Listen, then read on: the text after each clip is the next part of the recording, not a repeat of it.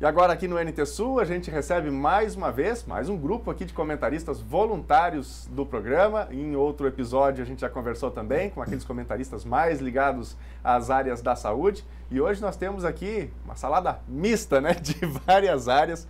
Com a gente aqui o Cleiton Santos, que trata do mundo agro, né? Tem aqui o Espaço Agro, é também comentarista lá no Jornal do Povo. Tudo bem, Cleiton? Boa tarde. Tudo bem, um prazer estar aqui com vocês. Vamos conversar bastante sobre agronegócio esse ano. Legal, seja bem-vindo aí. Também com a gente aqui Denise Belladonna, larga experiência na área de educação, já está com a gente comentando sobre essa área há um bom tempo. Denise, seja bem-vinda também. Estou aqui me sentindo muito bem na casa e deixo meu boa tarde a todos os telespectadores e que nós possamos esse ano continuar ainda essa parceria aí, né, de educação. Com certeza. Edson Salomão também com a gente, sempre falando sobre mundo animal, mundo pet, né, animais silvestres, e o povo sempre se encanta com esse seu comentário. Seja bem-vindo, Salomão. Boa tarde. Boa tarde. É um prazer estar aqui com vocês, com essa equipe maravilhosa, competente, que está prendendo a atenção dos cachoeirenses na hora de jornal. Então, para mim, é uma honra estar com vocês aqui. Legal, sejam todos bem-vindos. Bom, para a gente abrir aqui o nosso bate-papo, um primeiro ponto, aliás, antes de eu jogar aqui a primeira temática para a gente conversar, eu quero destacar para você que está em casa, nós sempre enfatizamos que você pode participar do NT Sul, que você pode fazer o programa com a gente. Muitas pessoas mandam aqui fotos, vídeos, suas sugestões de reportagem, e a gente gosta de fazer um programa com os diferentes olhares da nossa comunidade. Mas você também pode fazer a sua pergunta para qualquer um dos nossos comentaristas. Tem uma dúvida sobre mundo agro, sobre agricultura, sobre pecuária, uma sugestão? Manda aqui para o Cleiton, que ele certamente vai responder. Sobre educação, a Denise está a postos. E o Edson Salomão também, inclusive já fez um programa específico respondendo alguns questionamentos dos nossos internautas e também dos nossos telespectadores. Como é que você faz para participar, para mandar sua pergunta? Muito simples, através das nossas redes sociais, facebook.com/TV Cachoeira, está aparecendo aí no seu vídeo, ou então através do nosso WhatsApp, 51-99769-7129. Todos vocês são cachoeirenses, né? Perfeito. Eu nascida em Veracruz. Uma cachoeirense de coração. De coração e de tempo já, bem mais tempo. Legal. Na Grande Cachoeira. Na Grande Cachoeira. região metropolitana de Cachoeira. Isso mesmo. Capital nacional do arroz. Isso aí. Minha pergunta para vocês é a seguinte. Cachoeira do Sul está chegando aos seus 200 anos, está celebrando o seu bicentenário. Minha pergunta é, o que comemorar nesses 200 anos? E como é que vocês veem o futuro de Cachoeira do Sul nas suas diferentes áreas? Na questão da educação, eu percebo, inclusive dentro do programa que nós fizemos com professores que já trabalharam aqui, a educação de Cachoeira ela foi desenhada por grandes instituições. E talvez aqui os que estão aqui comigo podem dizer isso. Nossas escolas aqui sempre foram, aqui educação em Cachoeira sempre foi grande. E eu acredito que ela possa continuar sendo ainda. Nós estamos agora com a novidade da Universidade Federal, né, de Santa Maria, e eu acredito que tudo vai depender do acolhimento que nós dermos, daquilo que nós cachoeirenses aqui, né, vamos fazer para que tudo cresça. Falando da área da educação, eu valorizo as nossas instituições, os nossos professores e acho que podemos fazer bastante. Legal. E aí, Cleiton, a sua área é uma das que a gente poderia dizer assim, é a mola propulsora, é o coração de Cachoeira do Sul, que é o agronegócio, né? Sem dúvida. Eu acredito que bem além do agronegócio, a gente tem que valorizar muito essa história desses 200 anos, porque Cachoeira do Sul sempre foi uma referência, não é? Sempre foi um polo cultural e uma referência no estado. Nós aqui temos grandes personagens da história e às vezes a gente não presta atenção nisso. Nós temos aqui uma arquitetura diversa e às vezes a gente não presta atenção nisso. É verdade. Então, no cotidiano, às vezes a gente está tão preocupado com os problemas que não olha para as belas casas que temos aqui, para o belo trabalho arquitetônico que transformou essa cidade no que ela é, e às vezes se perde isso, né? E a gente tem algumas das personagens mais importantes da história do Rio Grande do Sul que ou nasceram aqui ou viviam aqui, e nós temos que lembrar que Cachoeira do Sul representou quase a metade do território do Rio Grande do Sul. Nós temos que resgatar isso. No agronegócio eu sou muito otimista com relação não apenas a Cachoeira do Sul, mas ao Rio Grande do Sul. Nós temos aqui hoje provavelmente uma das 15 maiores lavouras de arroz ainda do estado, apesar da redução de área. Nós temos uma das 3 maiores lavouras de soja. Nós não plantamos no inverno praticamente nada, só o trigo, pastagem, mas nós acabamos criando aqui um ciclo pecuário diferenciado por causa da soja, e nós temos dinheiro que gira, é riqueza que gira. Infelizmente, esse ano, por causa da seca, nós temos um problema de clima, nós estamos enfrentando uma quebra na soja. Claro. Mas essa soja está deixando preparada uma pastagem de inverno, e nós temos certeza que, com os preços em alta da carne e da pecuária, enfim, nós vamos ter um inverno aí em que haverá valorização em torno dessa produção local. Cachoeira do Sul tem que se expandir, e eu defendo isso desde criança praticamente. E aí, Salomão, e na sua área? A minha área, eu acho que Cachoeira tem muita gente que gosta de animais. É impressionante como tem grupos que se reúnem, criadores que tratam muito bem seus animais. Também falando na parte de pecuária, nós temos uma pecuária com uma genética fantástica aqui em Cachoeira, vencedora de prêmios na Expo Inter, sempre. É a tradição, várias rosetas, que é a premiação que é fornecida lá na Expo Inter. Então a nossa genética é uma genética de ponta aqui em Cachoeira do Sul. E falando em Cachoeira, eu sou fã de Cachoeira. Eu não troco Cachoeira por nenhuma cidade, porque fico chateado quando eu vejo cachoeirense falando mal da cidade. Nós temos que valorizar o Rio Jacuí, que eu acho que é uma bênção nós termos esse rio e tem que ser mais aproveitado. E agora, em relação aos animais silvestres, eu fico contente porque eu noto que os animais da floresta estão se multiplicando. Um amigo colocou uma câmera, daquelas que, uma armadilha fotográfica, próximo à cidade. Futuramente vou passar essas imagens. É fantástico. Em poucos dias ele filmou várias espécies que a gente até achava que não tinha perto da cidade. Paca com filhote, gato maracajá, coati, graxaim, uma série de animais. Uma fauna bem diversificada e próxima à cidade. Né? E nós temos o segundo zoológico do Rio Grande do Sul. O nosso zoológico, muitas pessoas ainda não foram visitar, cachoeirenses que não foram visitar o zoológico. E o nosso zoológico está numa fase muito boa.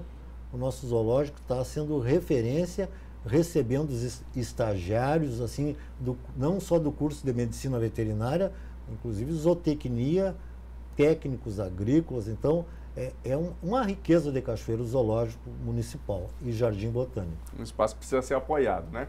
Bom, Denise, você que fala bastante sobre educação, e aqui eu quero falar um pouquinho de educação, eu posso abrir essa discussão aqui com o Cleiton e com o Salomão para questionar o seguinte: na concepção de vocês, e quero começar aqui essa discussão com a Denise, o que faz de uma escola uma boa escola? E a gente tem sempre aquela discussão, será que a educação pública realmente é pior do que a educação privada ou nem sempre? Porque também tem escolas públicas que têm excelente qualidade, formam muito bem os seus alunos, têm bons exemplos, alguns você mostra no seu quadro também. O que é uma boa escola na tua visão? Na verdade, quem assiste os quadros já vai perceber que pelo que eu ouço, pelo que eu leio, as evidências que a gente vê nos países que estão em primeiro lugar no PISA e tudo, nós percebemos que o bom da escola está no professor. Depois, aquela escola que consegue dar a mesma educação, o mesmo ensino para todos os seus alunos. E aí eu já aumento, assim, que se nós formos olhar o município que consegue dar ter o mesmo plano de educação para todas as escolas, ele é um município que vai se dar melhor. Se nós pegarmos os primeiros países no PISA, uma das concepções é essa. As duas principais: valorização do professor, porque é ele que vai fazer a escola, e a escola que consegue dar uma paridade de ensino para todos os alunos, incluindo alunos que têm essa necessidade. Não é só a olhar para ferramenta, todos, né? E olhar para todos os alunos da mesma forma. Assim como o município que olha da mesma forma para todas as escolas, e os países que olham da mesma forma para a escola pública ou privada. E aí, Cleito, você estava se coçando já para falar sobre esse assunto? Não, na verdade, assim, eu iria citar, só corroborando, né, Claro. o que disse a Denise, eu só me tornei jornalista por causa de uma professora, né, de língua portuguesa, que foi quem me ensinou a ler, porque a gente já sabe, como dizem na campanha, acolherá as letras, né? Mas às vezes nós nos tornamos analfabetos funcionais, porque você não consegue entender o que você está lendo, né? E eu ganhei de uma professora a coleção Vagalume, que alfabetizou milhares de pessoas. E a partir dali eu resolvi, e isso eu tinha 10, 11 anos de idade, eu resolvi que eu queria ser jornalista. Né? E fui atrás, enfim, porque eu aprendi a ler coisas que eu gostava, né? E acabei me apaixonando por não apenas pelo jornalismo, mas pela literatura. Vocês estudaram em escolas privadas ou particulares? Públicas. Públicas. E Denise, também? Salomão? Eu, no Colégio Marista, fiz o primeiro e segundo grau com os maristas aqui no Rock, e o segundo grau, na minha época, era a moda fazer o segundo grau em Santa Maria, Sim. no colégio também, no Colégio Santa Maria, porque já estava perto da UFSM, né, que é o sonho de todo mundo. Hoje, graças a Deus, nós temos ela aqui em Cachoeira. Então, sempre estudei em colégio particular.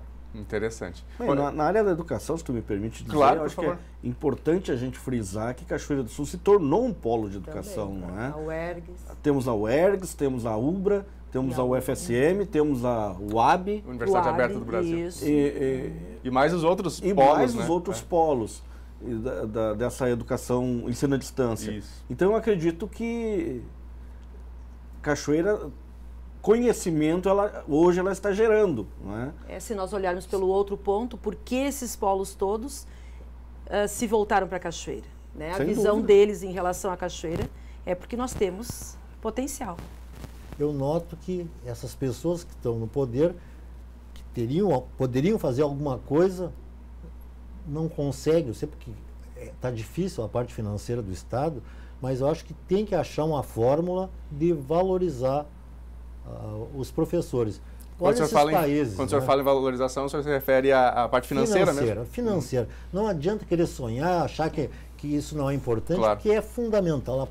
O professor está ganhando bem, ele vai ter mais incentivo, ele vai se dedicar mais, mesmo não ganhando bem. Tem professores que são exemplo, né, a maioria.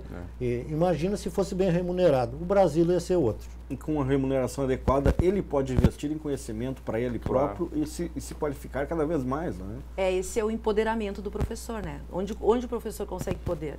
É justamente na qualificação, no conhecimento e na remuneração. Só que muitas vezes o que acontece, a pessoa até busca essa formação, mas aí o reconhecimento disso é algo ínfimo, né? E hoje, eu até diria uma coisa assim, falando de cadeira, vamos dizer assim, deve-se prestar muita atenção num detalhe, porque nem os pais, talvez hoje, tenham um momento com as crianças, com os adolescentes, como o professor tem. Exatamente. Porque hoje, o que acontece? O professor tem o aluno em sala de aula, assim como o Edson falou, a influência do professor, hoje eu diria que ela é maior do que foi quando nós estávamos nos bancos escolares.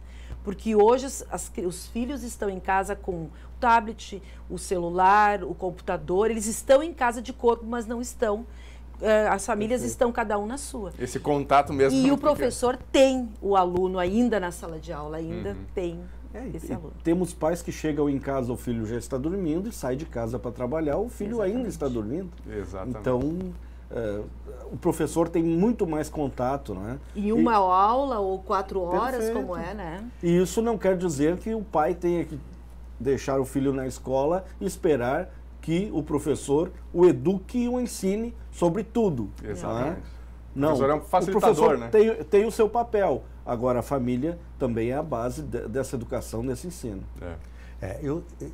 A nossa geração é aquela geração que respeitava os professores, Se eu chegasse em casa com uma nota baixa ou com um bilhetinho chamando para o pai e a mãe lá no colégio, dava problema. A varinha de marmelo já pegava a cinta, né? Então, sem justificativa. Não. Sem as e desculpas. outra, tinha que ir lá e pedir desculpa. Hoje em dia, a professora chama a atenção de um aluno, o pai vai lá brabo tirar satisfação. Por que tu disse isso pro meu filho? Então tem esses valores que tem que ser transmitidos pela família. Então a família tem que preparar, tem uma parte muito importante na educação, assim como o professor. Agora não pode querer colocar toda essa carga nas costas do professor para dar essa educação. A família é fundamental. Os professores também, essa parte técnica, eles têm uma didática, tudo, mas também tem coisas que tem que aprender no berço, tem que vir de casa. Exatamente.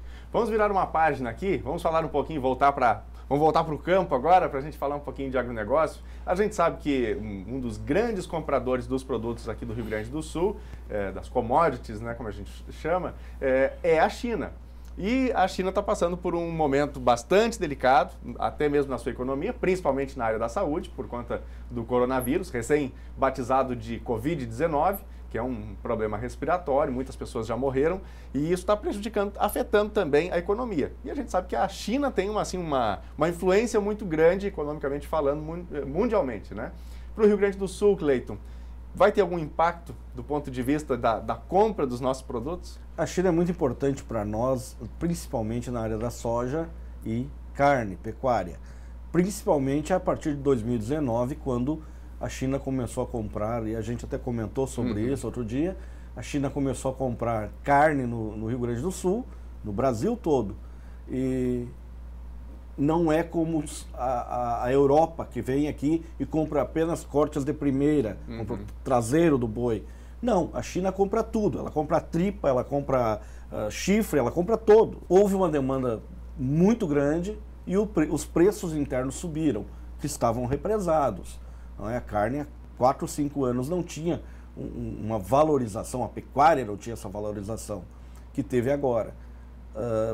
A soja continua sendo o mesmo, o volume é sempre mais ou menos estável, né? Teve um crescimento ano passado porque a China e os Estados Unidos tiveram aquela discussão comercial ali.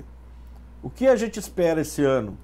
A expectativa esse ano é que com a soja, nós temos uma quebra significativa da soja aqui, por causa da safra. A nossa expectativa é que a China continue comprando, por 2 motivos. O primeiro é que se chegou a um acordo com os Estados Unidos. Né? O segundo é que ela precisa. A política chinesa é baseada em alimentos em abundância, em estoques altos.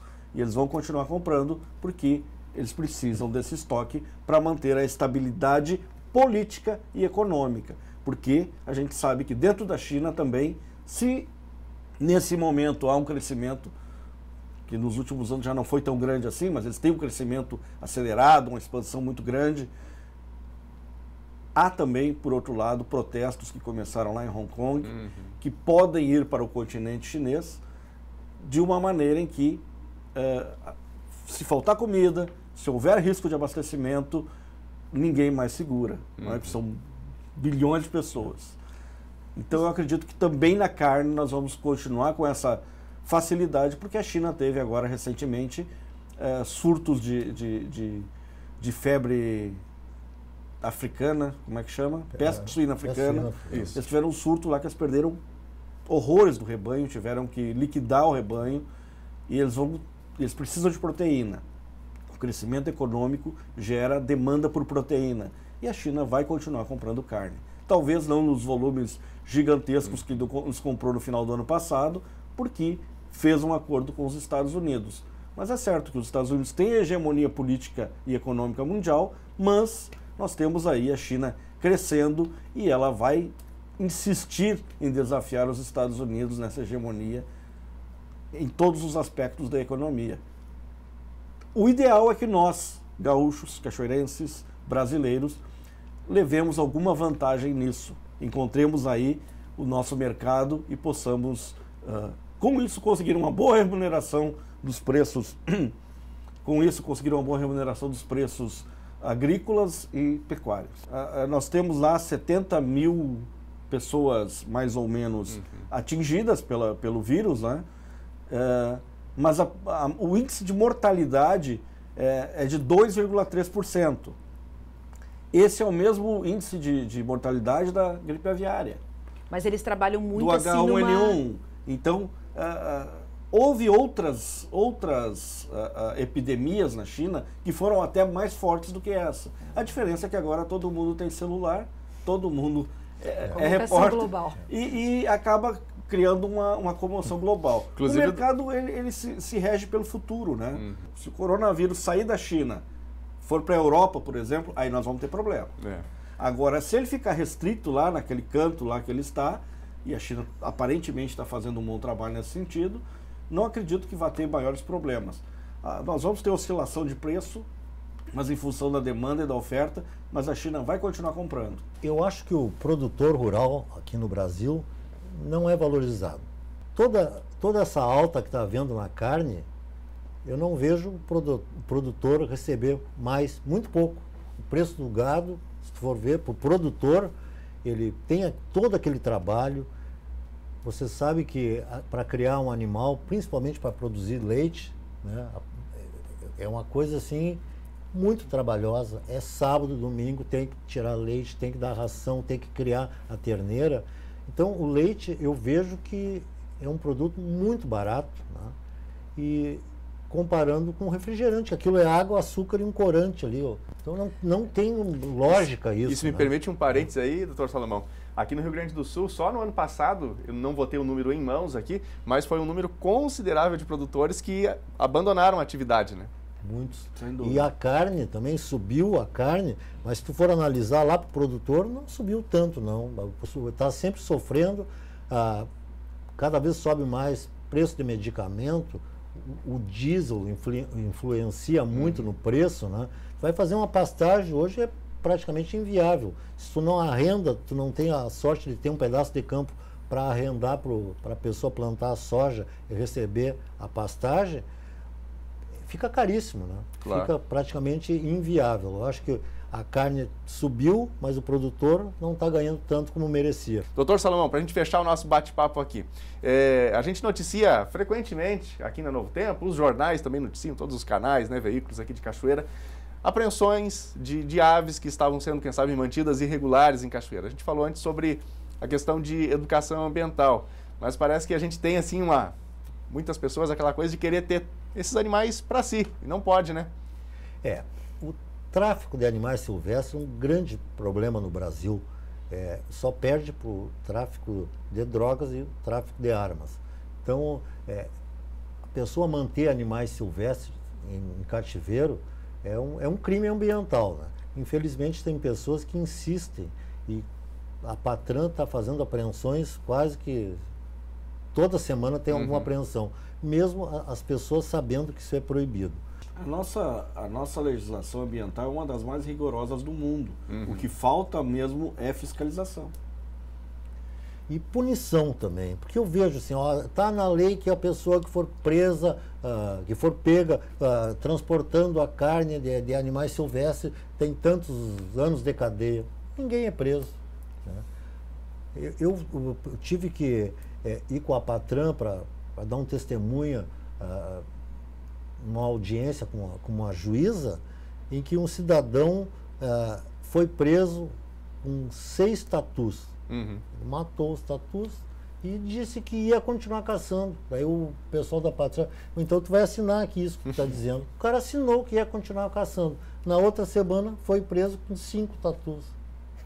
Cometeu o mesmo predador crime. De tatus de Cachoeira. Então, o que aconteceu? Pagar uma cesta básica, assim, então a justiça tinha que ser, se a lei diz que vai preso, tem que ir preso. Não adianta só ficar nesse faz de conta, claro, e paga uma cesta básica, está livre e continua caçando. E a gente só vai mudar isso através do trabalho dos professores. Isso aí. Tem que dar educação, e a educação ambiental e posse responsável. Precisamos fechar aqui o nosso bate-papo. Reitero novamente aqui, viu? Você pode participar sempre com a gente aqui no NT Sul, pode falar com os nossos comentaristas também, mandar a sua opinião, concordar, discordar, perguntar. É assim que a gente constrói, não é, o nosso dia a dia. E queremos aqui, através do NT Sul, ter sempre os diferentes olhares da nossa comunidade. Os nossos canais de interatividade estão aí na tela. Você pode mandar a sua mensagem a qualquer momento através deles, né? E a gente traz aqui também o seu ponto de vista. Cleiton, obrigado pela presença com a gente aqui. Eu que agradeço sempre a oportunidade. Voltaremos. Isso aí. Denise, obrigado. Também agradeço por poder contribuir, né, com um alicerce tão grande que é a educação, né? Muito bem, será sempre bem-vinda. Salomão. Eu agradeço o convite, é uma honra para mim ser um comentarista da TV Cachoeira, TV Novo Tempo, e eu acho que o pessoal devia aproveitar mais essa equipe de colaboradores, dos comentaristas, e fazerem mais perguntas. Eu noto que o pessoal tem interagido bastante contigo no programa, manda fotos, manda abraço, mas eles têm que aproveitar também, fazer perguntas, porque isso vai ajudar até o nosso trabalho, porque é tantos comentários que a gente faz, e é importante ver a opinião, às vezes uma dúvida que pode esclarecer muita coisa. E tem toda uma equipe à disposição, é só pegar o WhatsApp e fazer a perguntinha. Então vamos, pessoal, vamos fazer essas perguntas e a gente está aí para ajudar. Legal, obrigado pela presença de vocês com a gente aqui.